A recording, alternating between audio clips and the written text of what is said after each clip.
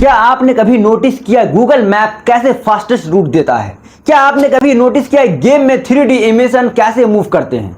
क्या आपने कभी ऑब्जर्व किया कि एआई डिसीजन कैसे लेते हैं? इन सब के पीछे जो हमारा काम करता है वो मैथ्स काम करता है, और मैथ्स के उसी लैंग्वेज को हम लोग मैट्रिसेस कहते हैं। तो आज जो हम लोग पढ़ने वाले हैं मैट्रिसेस, जो मैं आपको जीरो से लेकर हीरो बना दूंगा इस चैप्टर में। अगर आपको इस चैप्टर में कहीं भी प्रॉब्लम है तो इस वीडियो को देखने के बाद आपको कभी भी मैट्रिसेस में कहीं प्रॉब्लम नहीं आएगा।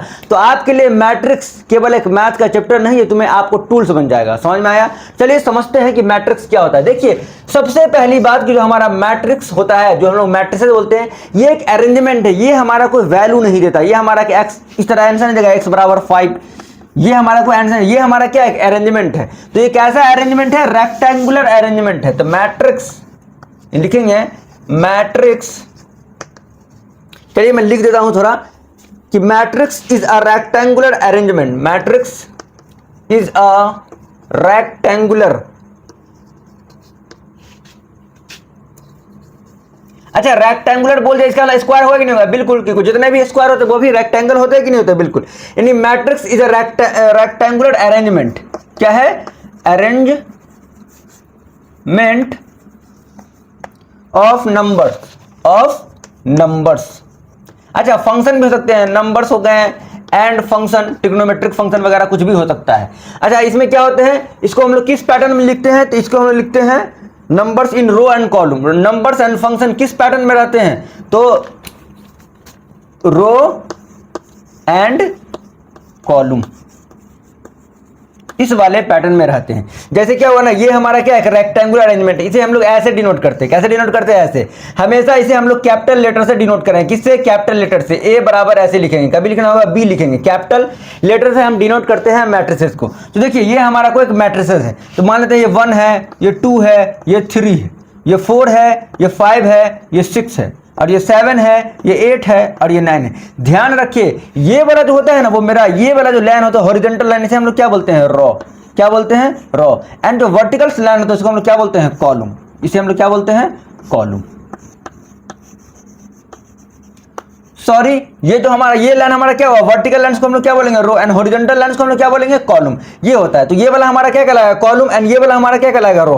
क्या कहलाएंगे? रो। तो मैट्रिसेस क्या है? Matrices is a rectangular arrangement of numbers and functions, rows and column. कहने का मतलब ये है ना, कभी इसके अंदर ये भी लिख सकता है साइन एक्स प्लस एक्स, मतलब साइन एक्स हो गया, यहाँ पे एक्स हो गया, कॉस एक्स हो गया, यहाँ पे कुछ भी tan x भी हो सकता है। तो मतलब क्या है ना, ये फंक्शन का भी एक अरेंजमेंट है। अच्छा, ध्यान रखिए, इसको हम लोग कभी कभी ऐसे भी डिनोट कर सकते हैं। समझ में आ गया? तो ये हमारा क्या है? एक रेक्टेंगुलर अरेंजमेंट है। क्या स्क्वायर वाला भी नहीं होगा अरेंजमेंट? बिल्कुल, स्क्वायर भी हो सकते हैं। समझ में आ गया होगा आपको मैट्रिसेस क्या होते हैं। अब हम लोग समझते हैं कि मैट्रिसेस में रॉ एंड कॉलम क्या होता है। देखिए, ये हमारा क्या कहलाएगा? रॉ। तो ये हमारा क्या कहलाएंगे? Raw R1। ये हमारा क्या कहलाएगा? Raw second R2। ये हमारा क्या कहलाएंगे? Raw R3। अच्छा, ये हमारा क्या कहलाएंगे? कॉलम। ये हमारा क्या कहलाएंगे? कॉलम। ये हमारा क्या कहलाएंगे? कॉलम। आपको इतना बात तो समझ में आ गया कि रो एंड कॉलम क्या होते हैं। अब देखिए, इसका हमें ऑर्डर्स फाइंड करना है। तो अब बताइए, इसमें कितने रो हैं?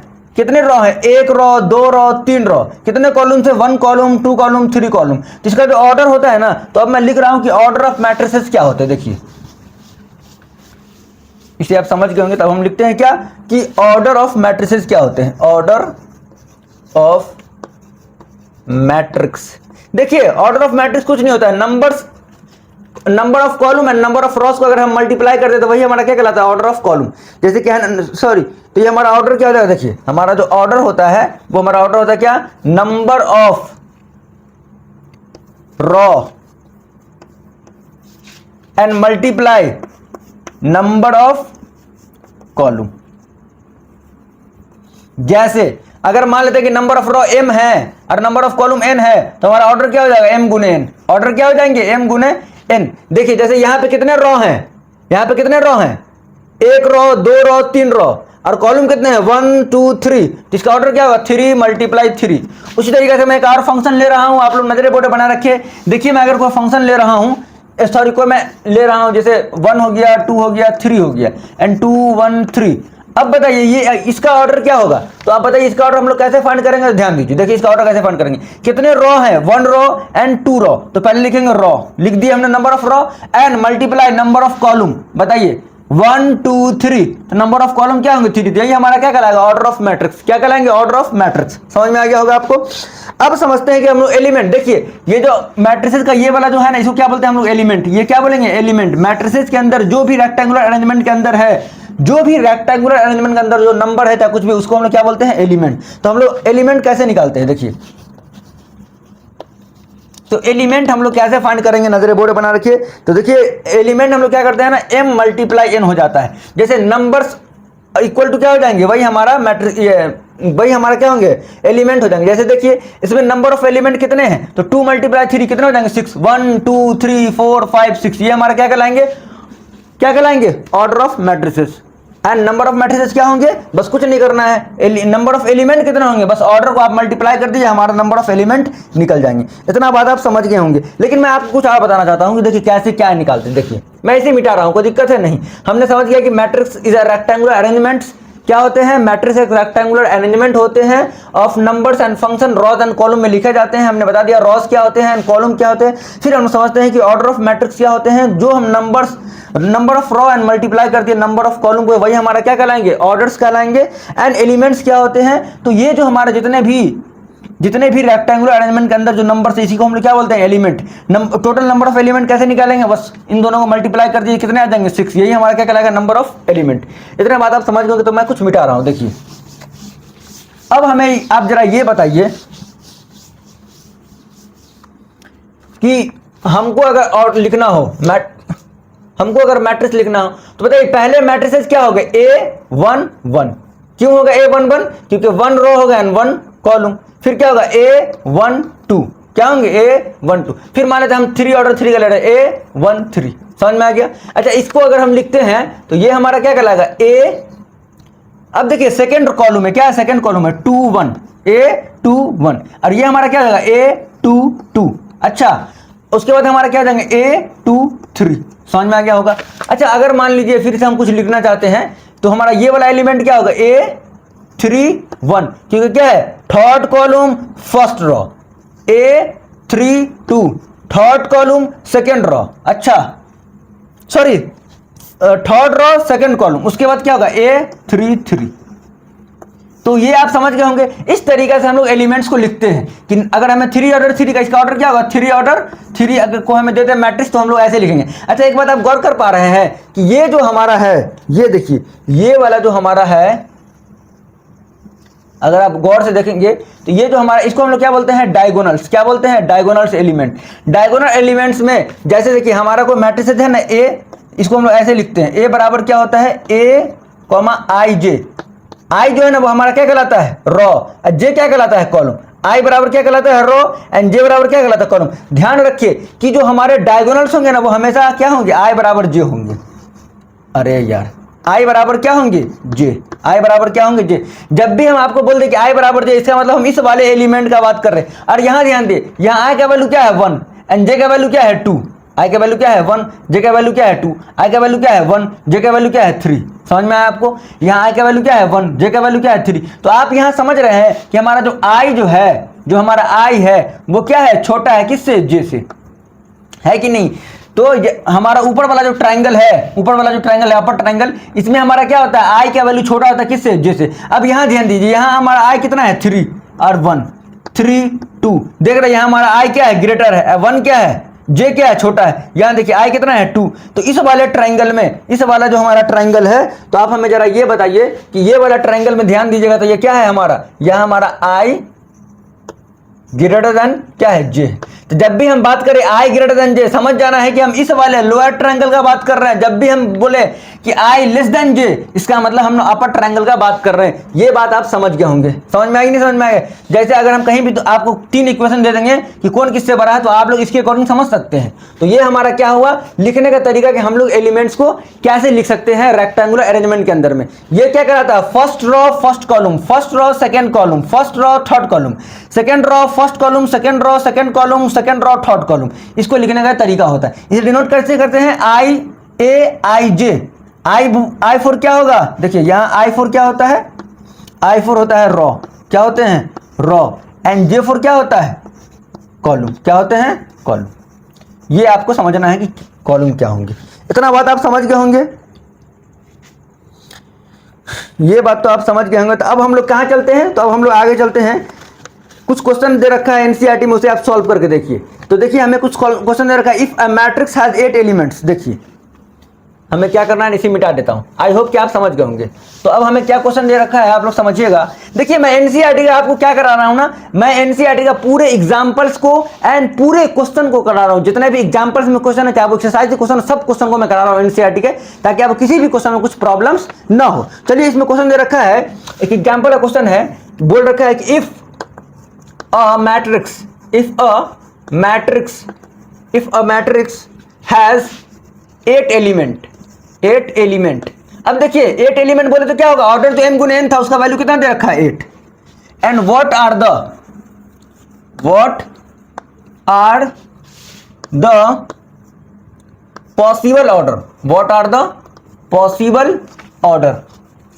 Possible order it can have.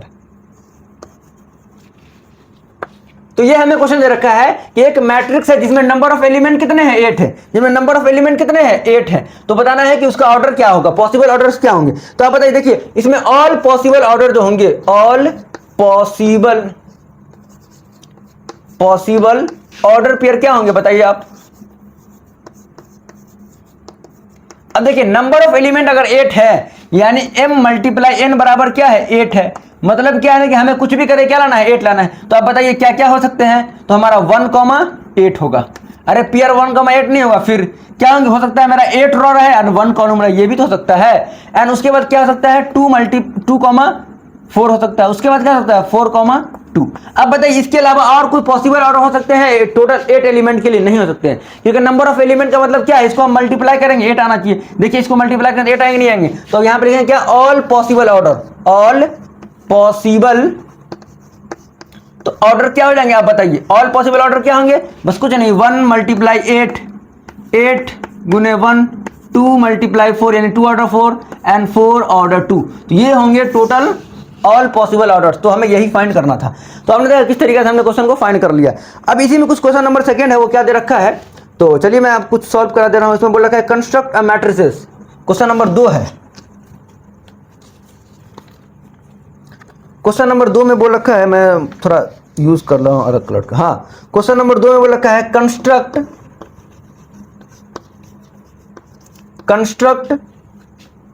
A 3 order 2 matrices. यानी हमें एक मैट्रिसेस बनाना है जिसका ऑर्डर क्या होना चाहिए, 3 order 2 matrix whose elements are given, whose elements are given. और हमें एलिमेंट्स किस फॉर्म में गिवन दे रखा है, aij इज इक्वल टू दे रखा है 1/2 i माइनस 3j। ये हमें दे रखा है और हमें पूछा है, हमें बोला है कि आपको क्या करना है, एक मैट्रिसेस को कंस्ट्रक्ट करना है। तो हम कैसे करेंगे, ध्यान दीजिए। हमें ऑर्डर क्या लेना है, 3 ऑर्डर 3। तो यहां से हम आंसर लिख रहे हैं, बताइए। तो हमारा ऑर्डर क्या होगा बताइए, हम एक मैट्रिसेस लेते हैं A। अब बताइए इसका ऑर्डर क्या लिखना है, हमें लिखना है कि हमें 3 रो होने चाहिए। तो हम A11 ले लेते हैं एंड A12। कोई दिक्कत है नहीं। अच्छा 3 हमें क्या चाहिए, रो 2 कॉलम, तो 3 रो होगा। फिर क्या होगा, A21, उसके बाद A22, समझ में आ गया। उसके बाद A31 एंड A32। ये बात आप समझ में आया, नहीं समझ में आया। अरे भैया इतना हम मैट्रिक्स ले लिया ना, बिल्कुल। अब ये इसका ऑर्डर क्या है, देखिए कितने रो हैं, 1 2 3 रो हैं, कितने कॉलम है, 1 2। तो क्या हमने कंस्ट्रक्ट कर लिया कि नहीं कर लिया। अब क्या करना है, इस वाले एलिमेंट का वैल्यू निकाल दीजिए, इस वाले एलिमेंट का वैल्यू निकाल दीजिए। चलिए निकाल देते हैं एक एक करके। चलिए बताइए, यहां से हम निकाल देते हैं A11 क्या होंगे, A11 का मतलब क्या है, I का वैल्यू क्या है 1 एंड J का वैल्यू भी क्या है 1। तो रख दीजिए यहां पे। देखिए हमें दे रखा है 1/2, I के वैल्यू जब क्या लिखेंगे, 1 माइनस 3 1। तो क्या हो जाएंगे 1/2। अब ये क्या हो जाएगा, 3 माइनस 1 कितना होगा, -2। मॉड के अंदर है तो ये हो जाएगा पॉजिटिव। तो 1/2 मल्टीप्लाई 2 कितने आ जाएंगे 1। यानी ये वाला जो एलिमेंट हमारा क्या हो जाएगा 1। अब हम लोग यहाँ पे निकाल लेते हैं क्या, A22 क्या निकाल लेते हैं, देखिए इस वाले एलिमेंट 1 2, इसका मतलब क्या हो जाएगा 1/2। अब ध्यान दीजिए, I की जगह पे क्या लिखेंगे 1 माइनस 3j, 3 इंटू जे की जगह पे 2, तो क्या हो जाएगा 1/2 मल्टीप्लाई, अब देखिए कितना 3 टू 6 -1 क्या हो जाएंगे -5, मॉड के बाहर आएगा +5 हो जाएगा और ये हमारा 5 हो जाएगा, तो मेरा जो आ गया वो 5/2 आ गया। इसका मतलब इसके जगह हम लोग क्या ले सकते हैं 5/2। अब चलिए हमने A12 निकाल लिया, अब हम लोग क्या करते हैं इसको मिटा देते हैं ऊपर वाले को।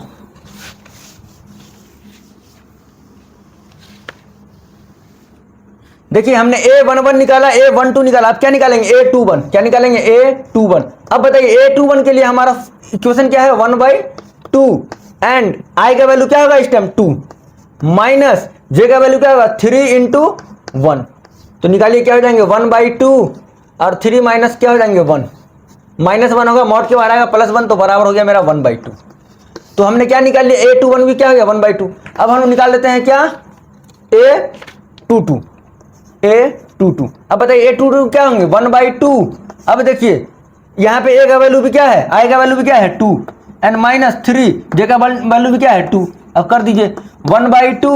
अब देखिए 3 टू 6 -2 क्या हो जाएंगे -4, मोड के बाहर आएगा +4 तो ये हो जाएंगे चलिए -4। अब ये मेरा क्या गया 1/2 मल्टीप्लाई 4 बराबर क्या हो जाएंगे 2, तो ये हमने A22 भी निकाल लिया। अब हमें क्या निकालना है A31, क्या निकालना है A31, क्या हो जाएगा 1/2। अब I का वैल्यू इस टाइम क्या है 3 -3 गुने 1, तो ये क्या हो गया 0। अरे भैया 3 - 3 0 इंटू समथिंग 0। अब हमें निकालना है क्या लास्ट एलिमेंट, क्या हो जाएंगे A32 बराबर क्या हो जाएगा, देखिए I का वैल्यू कितना है, अरे भैया I का वैल्यू कितना है 3, तो यहां लिख देते हैं 3, तो क्या हो जाएंगे 1/2 3 माइनस, एक काम कीजिए 3 मल्टीप्लाई 2, तो क्या जाएगा 3 टू 6 -3 यानी -3/2 यानी +3/2, ये आ गया ना। तो अब रख दीजिए। अब बताइए कि A जो हमने कंस्ट्रक्ट किया है उसका वैल्यू क्या क्या होंगे, तो आप हमें ये बताइए।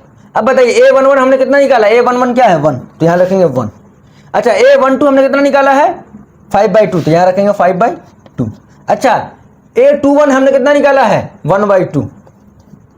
अच्छा उसको A22 हमने कितना निकाला है 2, तो यहाँ रखेंगे 2, समझ में आ गया। अच्छा A31 हमने कितना निकाला है 0 एंड A32 बराबर कितना निकाला है 5/2, तो ये हमारा क्या हो गया, यही हमारा क्या हो गया मैट्रिसेस हो गया। समझ में आ गया ना, हमने सब एलिमेंट निकाल लिया कि नहीं निकाल लिया, बिल्कुल। तो ये हमारे क्या हो गए, हमने मैट्रिसेस बोला था 3 और 2 का निकालने के लिए, वो हमने निकाल दिया इस वाले फॉर्मूला की मदद से। आपको ऐसा एग्जांपल्स और भी सॉल्व करने के मिलेंगे जब एक्सरसाइज का क्वेश्चन कराएंगे तो अभी इसमें इतना ही है। तो अब हम लोग समझते हैं कि टाइप्स ऑफ मैट्रिसेस क्या होते हैं, क्या टाइप्स ऑफ मैट्रिसेस क्या होते हैं। मान लेते हैं कि क्या होंगे टाइप्स ऑफ मैट्रिक्स या मैट्रिसेस भी लिख सकते हैं। देखिए इसमें पहला टाइप जो है उसको हम लोग क्या बोलेंगे रॉ मैट्रिक्स, क्या बोलेंगे, रुकिए क्या बोलेंगे इसको, रॉ मैट्रिक्स। देखिए रॉ मैट्रिक्स का मतलब क्या होता है, जिसमें केवल क्या हो एक ही रॉ हो, क्या हो it has only one raw. इसका आंसर क्या होगा, it has a matrix it has only one raw, it is called the raw matrix. थोड़ा डेफिनेशन में इसमें से देखिए, it has only one raw. अगर ओनली वन रॉ हो गया इसका मतलब इसको ऐसे लिख सकते हैं 1 2 3। अब बताइए इसमें रॉ कितने हैं, एक ही रॉ है ना, कॉलम कितने हैं 3, तो इसका मतलब 1 इंटू क्या हो गया 3। इसका मतलब समझ रहे हैं कि हमारा रॉ हमारा जो ये होगा, अगर मान लेते ये m है और ये n है तो हमारा m हमेशा क्या रहेगा 1, m हमेशा क्या रहेगा 1। तो अगर आप चाहें तो इसको ऐसे भी लिख सकते हैं कि अगर मान लीजिए हमारा एक कोई मैट्रिक्स है, ये रॉ मैट्रिक्स है, क्योंकि इसमें केवल क्या है एक ही रॉ है। इसको लिखने का तरीका भी क्या है एक कि a बराबर, इसको तो हम ऐसे लिख सकते हैं ना i j, क्या लिख सकते हैं i और j। ध्यान रखिए इसका ऑर्डर क्या होगा 1 मल्टीप्लाई, क्योंकि पहला तो हमेशा 1 रहेगा, उसके बाद क्या हो सकता है n क्या हो सकता है 1 2 3 कुछ भी हो सकता है। तो अगर इसका आप ऑर्डर लिखना चाहे जनरल ऑर्डर, तो इसका ऑर्डर क्या हो जाएंगे 1 मल्टीप्लाई n। समझ में आ गया होगा आपको। अब हम लोग समझते हैं क्या, सेकंड में हम लोग समझते हैं कॉलम मैट्रिक्स। क्या समझते हैं, कॉलम मैट्रिसेस। तो कॉलम मैट्रिसेस में क्या होगा, it has only one column, only one column. जिस मैट्रिसेस के पास केवल एक कॉलम होगा वो क्या कहलाएंगे, वो कहलाएंगे कॉलम मैट्रिक्स। जैसे फॉर एग्जांपल 1 2 3, कितने कॉलम है 1, कितने कॉलम है 1, एंड रो कितने हैं 3, इसका ऑर्डर क्या होगा 1 into 3, क्या होंगे 1 ऑर्डर 3। अच्छा ये बताइए, सॉरी 3 मल्टीप्लाई 1 हो जाएंगे, क्या होंगे 3 मल्टीप्लाई 1। ये बताइए, इसमें आपको ये बताइए, इसमें हमारा क्या रहेगा, हमारा नंबर ऑफ कॉलम हमेशा क्या रहेंगे, एक रहेंगे, नहीं रहेंगे। तो इसको अगर लिखना चाहिए, अगर हमारा बी मैट्रिक्स है तो इसको हम ऐसे लिख सकते हैं, बी बराबर बी आई जे, और याद रखना है कि पहला वाला अगर m हो सकता है लेकिन बाद वाला हमेशा 1 ही रहेगा। क्या रहेगा, m बराबर कोई भी नंबर हो सकता है लेकिन ये क्या रहेंगे 1 ही रहेंगे। इसका मतलब इसका ऑर्डर जो होगा, जनरल ऑर्डर वो क्या होगा, m मल्टीप्लाई 1। समझ में आ गया, समझ में आया, बिल्कुल। ये हमने समझा क्या रॉ मैट्रिसेस क्या होते हैं, ये हमने क्या समझा कॉलम मैट्रिसेस। तो अब हम लोग समझते हैं कि स्क्वायर मैट्रिक्स, इस चैप्टर का जो सबसे ज़्यादा इंपॉर्टेंट है वो क्या है, स्क्वायर मैट्रिसेस। तो चलिए इसको मिटा देते हैं और स्क्वायर मैट्रिसेस को समझते हैं, क्योंकि स्क्वायर मैट्रिसेस थोड़ा बड़ा है।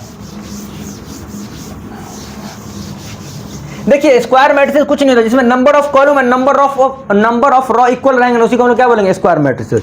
तो अगर आप देखना चाहे तो क्या लिखेंगे, स्क्वायर मैट्रिसेस, स्क्वायर मैट्रिक्स। इसका सिंपल डिफिनीशन क्या है कि number of rows and number of column क्या होंगे, इक्वल होंगे। Number of rows, number of row and are equal to number of column.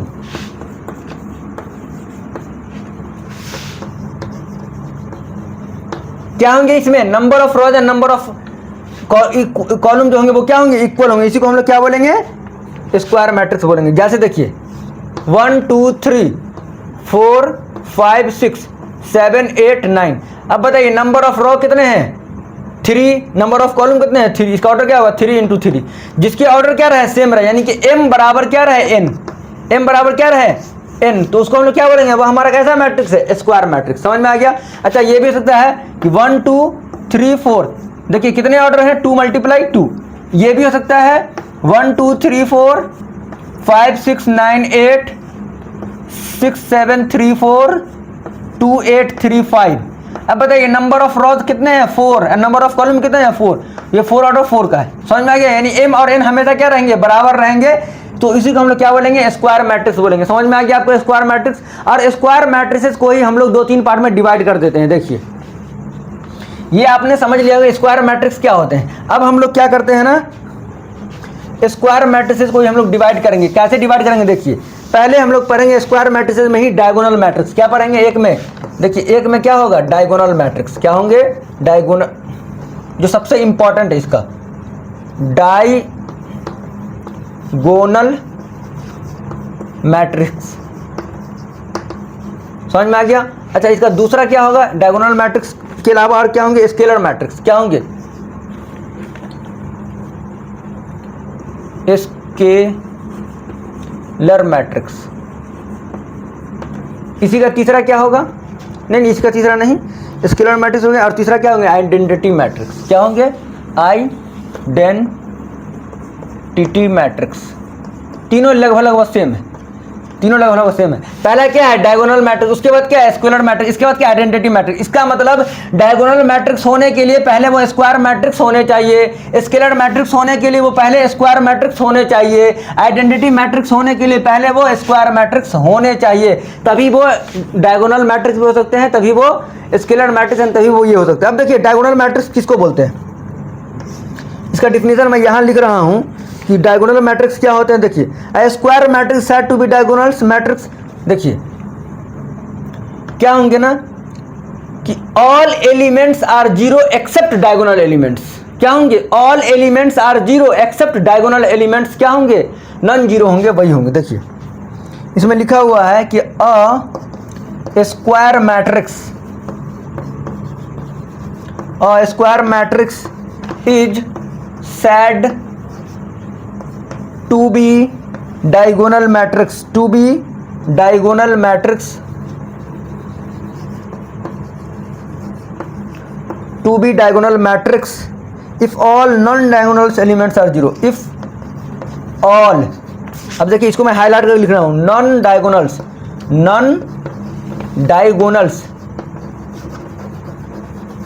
Non diagonals elements are zero. Elements are zero. देखिए, a square matrix is said to be diagonals matrix if all non-diagonals elements are zero। मतलब क्या, जो diagonals के अलावा जितने भी elements है वो क्या होंगे, जीरो होंगे। जैसे अगर हम ले लेते हैं, अब बताइए 1 0 2 0 2। अब ये बताइए क्या डायगोनल्स के सभी एलिमेंट जीरो है कि नहीं, इसको हम क्या बोलेंगे, डायगोनल मैट्रिक्स। क्या बोलेंगे, डायगोनल मैट्रिक्स। अब देखिए ये स्क्वायर मैट्रिक्स में, क्योंकि इसका ऑर्डर क्या है, सेम है। अच्छा एक बार आप देखिए कि अगर हमने 1 2 0 ले लिया, फिर हमने 1 0 2 ले लिया, समझ में आएगा। देखिए सॉरी 1 0 0 1 0 2 0, उसके बाद 3 नहीं 0 0 3। तो ये क्या डायगोनल मैट्रिक्स है, बिल्कुल। देखिए डायगोनल्स एलिमेंट को छोड़कर सब एलिमेंट्स क्या है, जीरो। लेकिन क्या डायगोनल्स एलिमेंट जीरो हो सकते हैं, बिल्कुल। इसमें क्या बोला है, नॉन डायगोनल्स एलिमेंट्स क्या होने चाहिए, जीरो होने चाहिए। लेकिन कभी उन्होंने ये नहीं बोला कि डायगोनल्स एलिमेंट नहीं हो सकते, हो भी सकते हैं और नहीं हो सकते। इसलिए इसका एग्जांपल आप ये भी लिख सकते हैं कि ऐसे भी हो सकता है कि 0 0 0 एंड 0 1 0 एंड 0 0 2, ये भी हमारे क्या होंगे, डायगोनल्स एलिमेंट ही होंगे। क्यों, डायगोनल्स मैट्रिक्स होगा, क्योंकि देखिए इसको छोड़कर सब क्या है, जीरो है। ये भी जीरो हो सकता है, बिल्कुल, ये भी जीरो हो सकता है। समझ में आ गया ना। इसका मतलब ये जीरो हम लोग नहीं कर सकते, जैसे ये जीरो करेंगे ये हमारा क्या होगा, नल मैट्रिक्स हो जाएगा। लेकिन अगर वो स्क्वायर मैट्रिक्स है तो अगर हम तीनों को जीरो भी कर देते हैं तो भी हमारा ये डायगोनल मैट्रिक्स रहेगा। समझ में आया, फिर से सुनिए। देखिए अगर हमने तीनों एलिमेंट को जीरो कर दिया, 0 0 0 0 0 0 एंड 0 0 0, तो ये भी हमारा डायगोनल मैट्रिक्स हो सकता है। क्यों, देखिए हमें क्या बोला है कि नॉन डायगोनल्स एलिमेंट्स क्या होने चाहिए, जीरो। नॉन डायगोनल्स एलिमेंट्स क्या होने चाहिए, जीरो, है कि नहीं। लेकिन हमें डायगोनल्स के बारे में ये नहीं बोला कि ये जीरो नहीं हो सकता है, तो इसका मतलब ये भी हमारा जीरो हो सकता है। समझ में आ गया ना आपको। इसको नल मैट्रिक्स नहीं बोलेंगे, मैं आपको आगे बताऊं क्यों नहीं बोलेंगे। क्योंकि नल मैट्रिक्स कोई मैट्रिक्स हो सकता है, लेकिन डायगोनल मैट्रिक्स वही होंगे जो क्या होंगे, स्क्वायर मैट्रिक्स होंगे। तो ये 3 ऑर्डर 3 का मैट्रिक्स है कि नहीं है, बिल्कुल। तो ये आपने समझ में आया डायगोनल मैट्रिक्स क्या होते हैं। अब देखिए स्केलर मैट्रिक्स क्या होता है ना, बिल्कुल एकदम ही इजी है, तो मैं इसको मिटा दे रहा हूं। देखिए आप समझ गए होंगे। अब अगर देखते हैं स्क्वायर मैट्रिक्स क्या होता है, तो देखिए square matrix simple. Scalar matrix क्या होते हैं, जब डायगोनल्स के एलिमेंट्स क्या हो, सेम हो, और उसके अलावा सब एलिमेंट्स क्या हो, जीरो हो। देखिए मैं यहां पे अगर चाहूं तो लिख सकता हूं diagonal matrix is said to be, लिखिए अ डायगोनल, सीधा मैं लिखता हूं DI, diagonal matrix, diagonal matrix said to be scalar matrix. Scalar matrix कब होंगे स्केलर मैट्रिक्स, जब स्केलर मैट्रिक्स क्या होंगे, जब डायगोनल्स के एलिमेंट सेम हो जाएं। देखिए scalar matrix it's diagonal elements are same, element are same, बस ध्यान रखना है। इसमें क्या था, इसमें कुछ भी हो सकते थे, 1 2 3 हो सकते हैं, लेकिन इसमें क्या होगा, सेम होगा। जैसे देखिए 3 0 0 0 3 0 0 0 3। अब बताइए क्या डायगोनल्स के जो एलिमेंट है क्या वो 3 3 है कि नहीं है, बिल्कुल। तो डायगोनल स्केलर मैट्रिक्स क्या होंगे, जब उनके डायगोनल्स के एलिमेंट सेम होंगे। ध्यान रखिए डायगोनल्स के एलिमेंट सेम होने चाहिए। इसमें क्या है, डायगोनल्स के एलिमेंट कुछ भी हो सकते हैं, लेकिन यहाँ डायगोनल्स के एलिमेंट जब तक सेम नहीं रहेंगे तब तक वो हमारा स्केलर मैट्रिक्स नहीं कहलाएगा। अब देखिए आइडेंटिटी मैट्रिक्स क्या होते हैं, बस सिंपल यही है कि आपको ध्यान रखना है कि आइडेंटिटी मैट्रिक्स में कि वैसे सभी मैट्रिक्स जिनके डायगोनल्स के एलिमेंट्स केवल 1 होने चाहिए, क्या, केवल 1 होने चाहिए। देखिए 0 0 1 सॉरी 1 0 0, फिर 0 1 0 एंड 0 0 1। समझ में आई नहीं, ये हमारा क्या कहलाएगा, आइडेंटिटी मैट्रिक्स। अब बताइए क्या जितने भी आइडेंटिटी मैट्रिक्स है क्या वो स्केलर मैट्रिक्स होंगे, बिल्कुल होंगे। लेकिन क्या जितने भी स्केलर मैट्रिक्स है वो आइडेंटिटी मैट्रिक्स होंगे, नहीं। क्यों, आइडेंटिटी मैट्रिक्स का डायगोनल सेम होने चाहिए, वो कुछ भी हो सकता है, लेकिन आइडेंटिटी मैट्रिक्स का डायगोनल हमेशा 1 ही रहेगा। इसका मतलब ये डायगोनल्स 1 1 हो सकते हैं, इसका मतलब हमारा जो आइडेंटिटी मैट्रिक्स है वो हमारा क्या हो सकता है, स्केलर मैट्रिक्स हो सकते हैं। लेकिन हमारे स्केलर मैट्रिक्स, आइडेंटिटी मैट्रिक्स कभी हो नहीं, जरूरी नहीं कि होंगे, वो हो भी सकते हैं नहीं होंगे, क्योंकि स्केलर में क्या होगा, कुछ भी हो सकता है, लेकिन ये हमेशा क्या होंगे, स्केलर मैट्रिक्स होंगे ही होंगे। तो ये हमारा क्या होगा, स्क्वायर मैट्रिक्स के टाइप होंगे, diagonal element, diagonal matrix, scalar matrix and identity matrix. तो अब हम लोग समझते हैं लास्ट मैट्रिक्स जिसे हम लोग बोलते हैं zero matrix and null matrix. क्या बोलते हैं, zero matrix and null matrix. इसे आप छाप लें, अब मैं मिटा रहा हूं।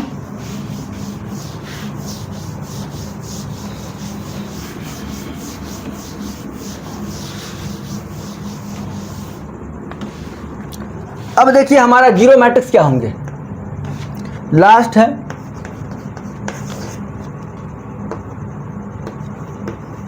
Zero matrix. जीरो मैट्रिक्स क्या हो जाएंगे, तो भैया जीरो मैट्रिक्स जो होगा हमारा वो क्या होगा, ध्यान दीजिए, वो हमारा होगा a matrix is said to be. ध्यान रखिए इसमें हमने स्केलर, इसमें हमने स्क्वायर नहीं लिखा, क्योंकि कुछ भी हो सकता है। To be zero matrix, to be zero matrix if all elements are zero, if all its elements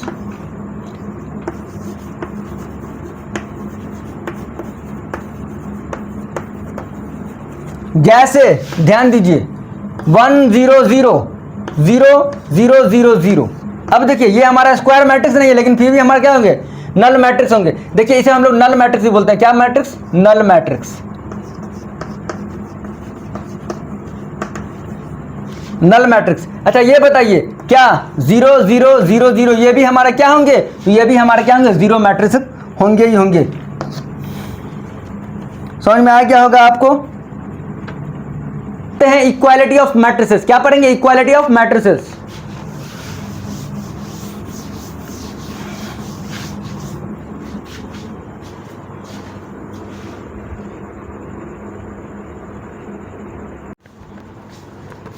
तो देखिए अब जो हम लोग पढ़ने जा रहे हैं उसका नाम है equality of matrices. Equality of matrices, matrix लिख देते हैं, कोई दिक्कत है नहीं, इसमें कुछ नहीं करना है। जितने भी, देखिए सबसे पहली बात कि टू मैट्रिसेस, कोई मैट्रिक्स ले लेते हैं हम, टू मैट्रिसेस लेते हैं, थोड़ा पेन इसका कलर चेंज कर लेते हैं। देखिए टू मैट्रिसेस आर इक्वल, अरे यार, two matrices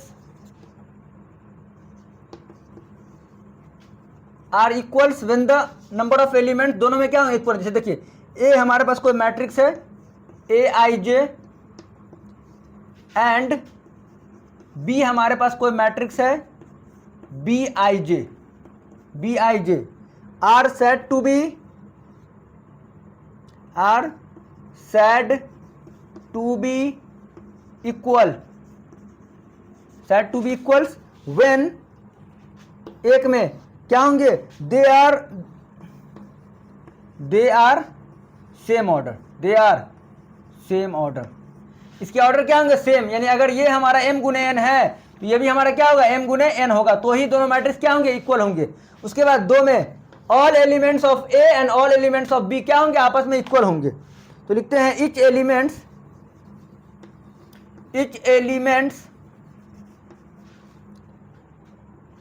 of a is equal to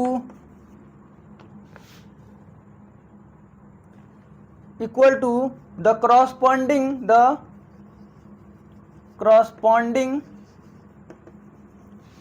element of b। समझ में आया, बिल्कुल समझ में आ गया होगा।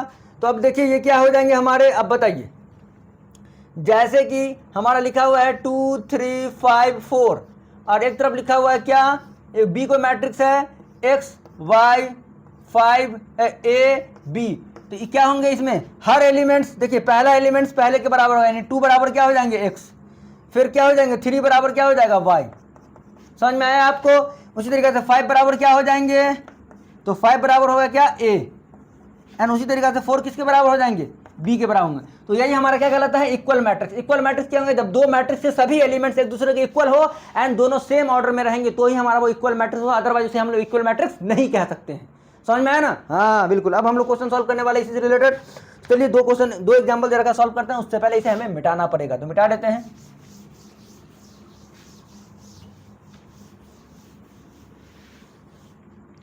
बिहार से हैं हम, मैथ हमारे खून में है, ये मत समझाइए कि कैसे, ये मत समझाइए कैसे पढ़ा जाता है।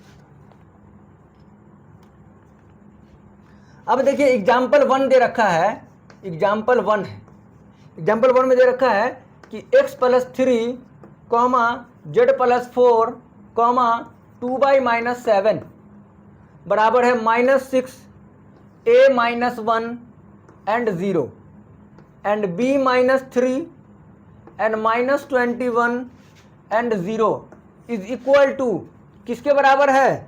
तो भैया इसकी बराबर है 0, 6, 3/-2, -6, -3, 2c + 2 and 2b + 4 and -21 and 0।